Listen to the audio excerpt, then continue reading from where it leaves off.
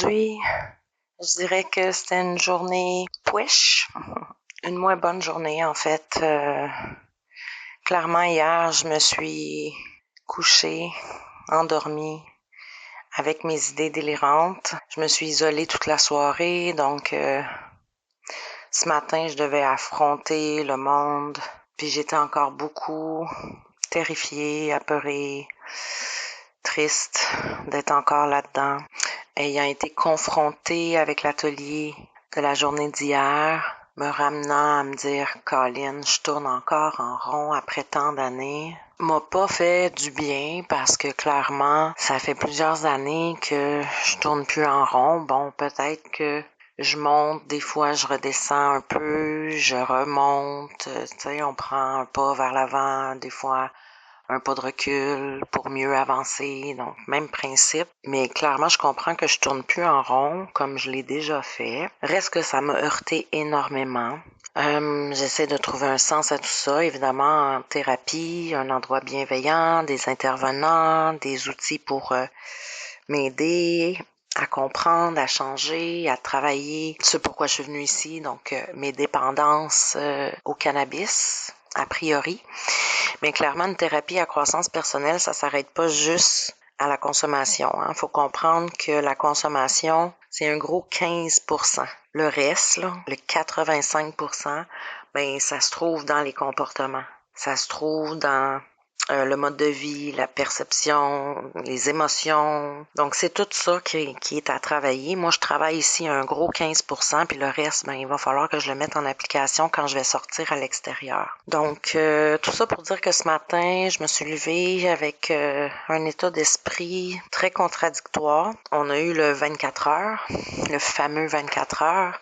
Pour ça que je vous dis à chaque fois que je termine, bon 24 heures, parce qu'à chaque 24 heures, on fait un compte-rendu de notre dernière journée, notre dernier 24 heures passé, puis on souhaite un bon 24 heures pour la prochaine journée qui débute. Et à chaque matin, on se trouve à avoir, pour commencer, on va lire les 12 étapes que je suis en train de travailler, dont je vous parle à l'occasion, pour nous ramener au mode de vie qui est le, soit dit en passant, le mode de vie qu'on suggère à tous les dépendants.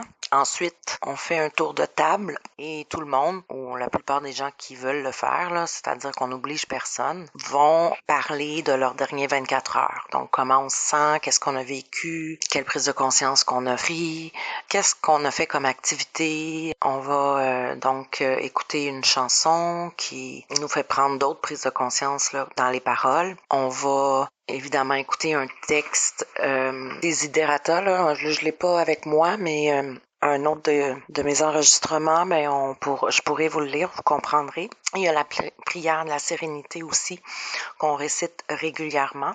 Donc, mon Dieu, donnez-moi la sérénité d'accepter les choses que je ne peux changer, le courage de changer les choses que je peux et la sagesse d'en connaître la différence.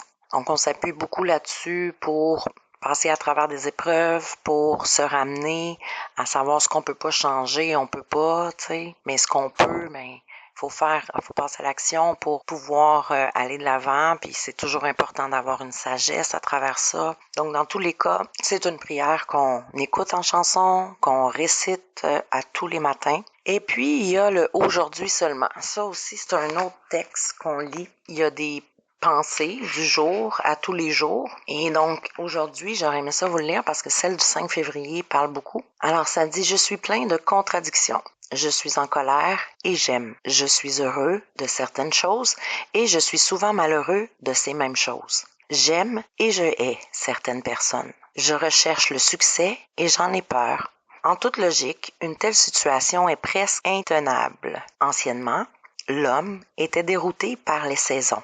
Avant la découverte de Benjamin Franklin, la foudre était un mystère. Aucune de ces choses ne nous déroute aujourd'hui.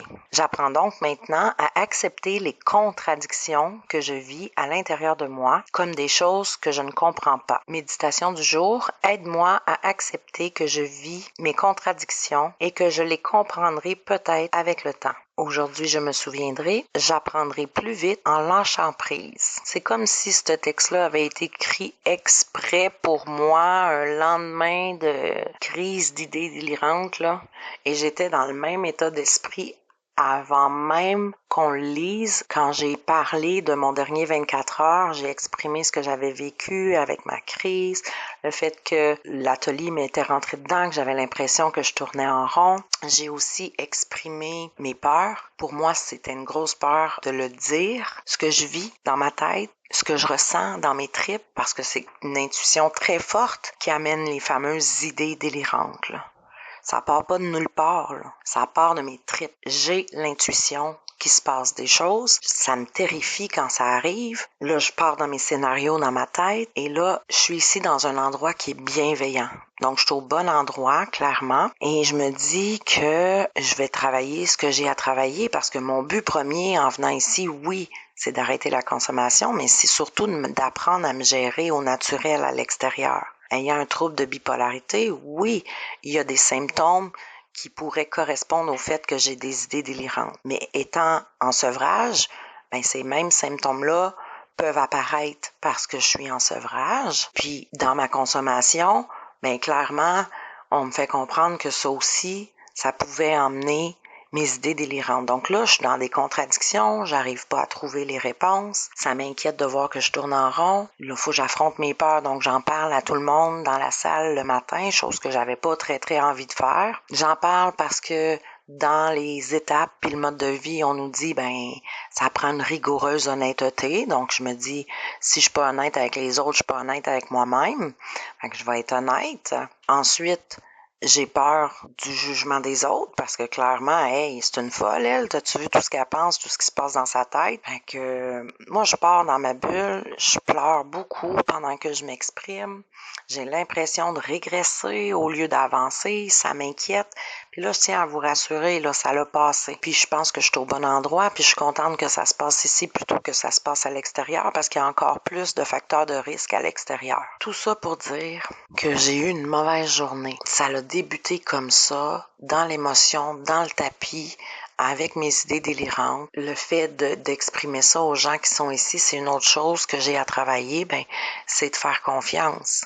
On s'entend que pour que je dise des choses comme ça à des inconnus, faut que je fasse confiance. On s'entend que j'ai beaucoup été trahie dans mon passé, dans mon enfance, dans ma adolescence, dans mon âge adulte. Donc, toutes ces trahisons-là font en sorte que je suis devenue une personne ultra méfiante. Donc oui, je suis capable de parler à plein de gens, je suis hyper sociale, j'ai beaucoup d'écoute, j'ai beaucoup d'entre-gens, j'ai des belles forces là, pour affronter le monde social. Mais j'ai des bons masques aussi. Je sais que je peux pas dévoiler tout mon fort intérieur à monsieur, madame, tout le monde sans être jugée. Alors ici, je me le permets pour travailler la confiance, pour apprendre à faire confiance, pour apprendre à écouter les messages que la vie m'envoie. Je m'en remets à ma puissance supérieure que j'appelle la vie. Je lui demande de m'aider, de me libérer de ce fardeau, de me soulager, de me dire la vérité. Bref, je lui parle énormément, mais ça suffit pas, là, on s'entend. Donc, aujourd'hui, j'ai eu beaucoup de difficultés à décrocher de mes pensées. J'ai pris un médicament qui était là en cas d'urgence. Et là, c'était une urgence. Là, ça allait vraiment pas bien aujourd'hui. Fait que j'ai pris ce médicament-là, puis bon, ça a calmé mon esprit.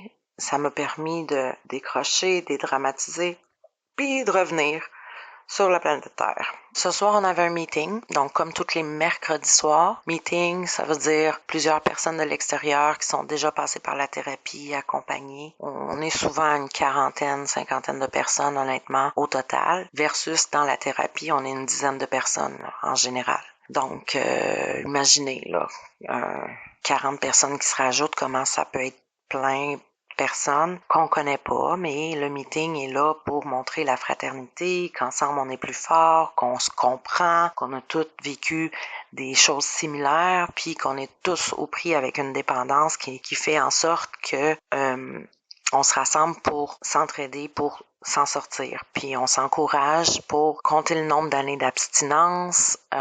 Puis après l'abstinence vient la sobriété. Puis là, on se félicite à chaque fois qu'une année passe. Puis c'est comme ça que les gens continuent à se tenir debout puis à pas retourner consommer. Que ce soit l'alcool, les drogues, que ce soit de la dépendance affective, la dépendance au jeu, name it. Des dépendances, il y en a à plus finir. Donc, on a eu le partage, puis bon, là, la soirée est terminée. Ça se termine à 9h30 quand le monde part. Là, je suis un peu fatiguée. Mettons que ma journée a été chargée en émotions. Donc là, j'ai terriblement mal à la tête, ce qui est tout à fait normal, hein. Clairement, je travaille de la tête ici. Mais ça me rappelle pourquoi je suis ici, parce que clairement, à l'extérieur, mon réflexe aurait été d'aller fumer un joint pour calmer mon esprit, pour arrêter de penser, parce que, pour vrai, c'est étourdissant d'être dans ma tête, là. Quand que ça arrive, je suis très rationnelle dans la vie, je suis capable de vraiment m'introspecter, me questionner, faire des prises de conscience, reconnaître mes comportements, me voir aller, je suis capable de tout ça, là. Mais quand j'arrive ici, puis que des comportements ressortent, des comportements que j'aime pas, là, je vais vous en nommer un ou deux, la médisance, c'est quelque chose que j'aime pas, que je fais pas à l'extérieur, puis que je suis capable de verbaliser aux gens qui en font à l'extérieur. Clairement, ici, on en fait à côté. Puis je m'inclus là-dedans, là. Donc, la médisance, c'est parler de d'autres personnes quand ils sont pas présents. Donc, parler dans le dos des gens, mettons. Ça ressemble pas mal à ça. Ça m'est arrivé de faire un petit mensonge à un moment donné où on devait se coucher à une certaine heure, puis on a tellement parlé entre filles que l'heure a dépassé. Et moi, de dire, ben non, le film vient juste de terminer, c'est pour ça. Mentir. Encore. Donc, c'est sûr qu'il y a des petits traits comme ça qui ressortent. Parce que je suis ici, des choses que je fais moins à l'extérieur, mais sinon, c'est aussi des choses que j'ai à travailler, là, je suis pas parfaite, puis c'est un peu ça qu'on fait ici. Je me rends compte que j'ai eu beaucoup d'outils à travers les thérapies, à travers les années, puis que je suis rendue crissement ailleurs, et je suis fière, en quelque sorte, d'être ailleurs. C'est juste que quand je me remets dans mes idées délirantes, qui ont commencé, soit dit en passant, il y a plus de 20 ans, ben c'est difficile de penser que c'est encore là, puis que ça va être encore là toute ma vie. J'aime à croire que parce que je vais arrêter de consommer, ben ça va diminuer parce que c'est une des possibilités. Mais sinon, ben je suis venue ici pour apprendre à me gérer au naturel parce qu'avec un trouble de bipolarité qui a ça comme symptôme, ben ça voudrait dire que je devrais dealer avec ça à vie. Pas facile. Pas facile d'être moi, pas facile d'être dans ma peau, dans ma tête. Clairement, je capote. Mais bon, là, je suis prête à aller dormir. Je vous faisais un petit coucou avant pour vous dire ma journée, mais honnêtement, j'étais tellement fatiguée que j'ai failli pas le faire.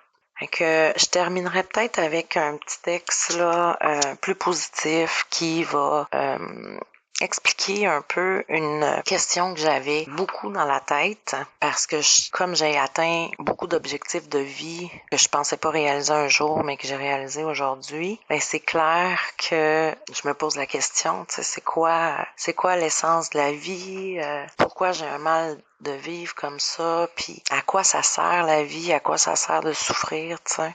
Des grosses questions existentielles.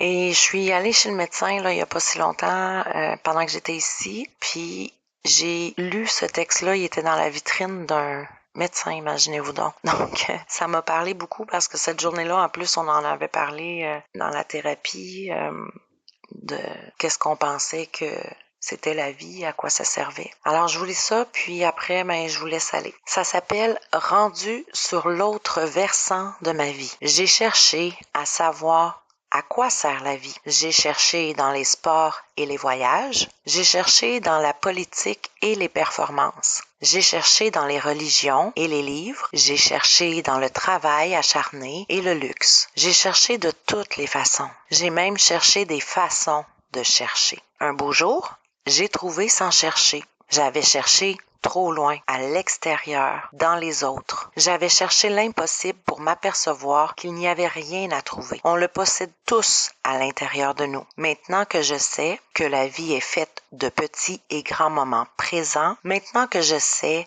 qu'il faut se détacher pour aimer plus fort, maintenant que je sais que le passé ne m'apporte rien, maintenant que je sais que le futur me fait parfois souffrir d'angoisse et d'insécurité. Maintenant que je sais qu'on n'a pas besoin de voyager dans l'astral pour être heureux sur cette terre. Maintenant que je sais que la bonté et la simplicité sont essentielles et que pour rendre les autres heureux, je dois l'être d'abord. Maintenant que je sais qu'on peut aider les autres, surtout par l'exemple et le rayonnement, maintenant que je sais que l'acceptation est un gage de bonheur et que la nature est mon meilleur maître, maintenant que je sais, la réponse vient du même endroit que la question. Maintenant que je sais que je vis, alors maintenant, je vis tout simplement. Joindre les mains, c'est bien, mais les ouvrir, c'est mieux.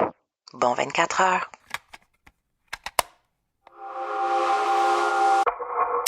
Une production Scénarimage.